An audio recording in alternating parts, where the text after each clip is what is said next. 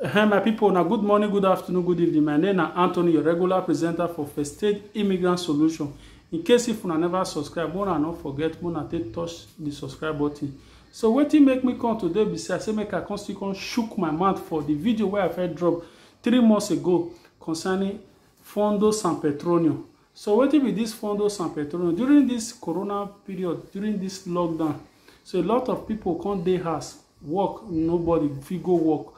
And the contour say the money where the government supposed to pay us, the money no gree come.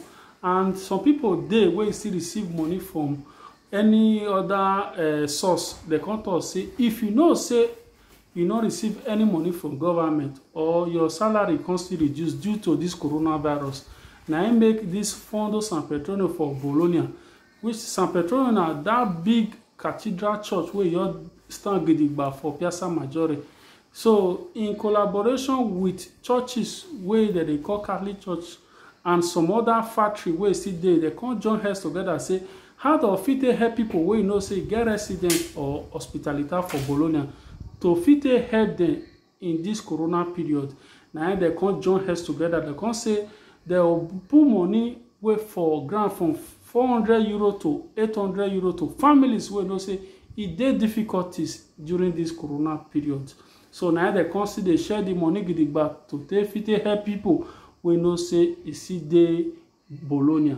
If you know say you know dey Bologna and you see the other city, make sure say una see go una various city, una see go house any other help with Caritas Church see they give to people una fit come benefit for this coronavirus. So for Bologna people, more listening to me, now they can send this email again. Can say the second contribution of this money where the Fed drop before to various accounts. They say they want to repeat them again. Make the city help people because of say this corona period. A lot of people suffer well. So people they will not still see money to take feed, to take pay house rent, to take pay bill. They can say they will still pay second part of the money from first week of September go. Now they will start to pay the money into that same account where they first drop the first money. If you know say you don't apply before, if you never watch the video where I dropped 3 months ago, you never apply 3 months ago and you not receive any money, make sure say you know see get alert to. So for those people who know say receive money, now they talk to. So for those people who receive money, talk say that same account where you give them, now they'll still drop this second contribution.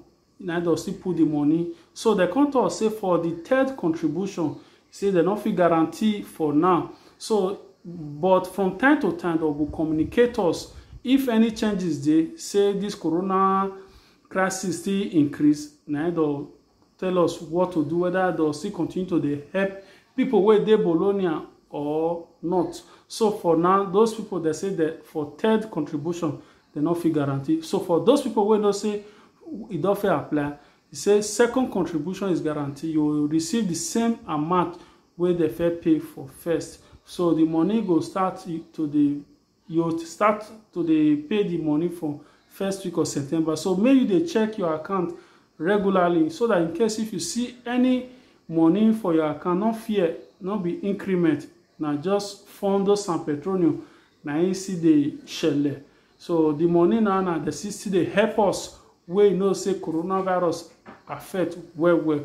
So now make me come say make I can do upgrade of the video where I dropped 3 months ago because of the email where they sent to me about a week ago. Now I say make I still come bring this email, constantly inform our brothers and sisters who will not see look their email or we still look their email, they not see know what they write for Italian language. Now I say make I come explain now, may I come dualize the what the email talk about. So if you know say this video they useful, make una try and make una share this video to una brothers and sisters where you know say see this area where this San Petronio go see cover. So if you know say you not dey Bologna, mona not fear say or mona not see look say why they not see add them journal. Mona see go to una various city any cathedral wey dey, any Caritas wey dey, ask them whether they still get any help wey the office take come to una aid for this corona period, because of say the government don still extend this emergency of this corona till October 15. So work never really balance well. Now make these people come see look and say a lot of people still dey wey never see money they eat or take pay bills. So in case if you find this video useful, don't forget to share to your friends and your loved ones. I remain Anthony, your regular presenter for First Aid Immigrant Solution. So, wanna subscribe, bye bye. Thank you.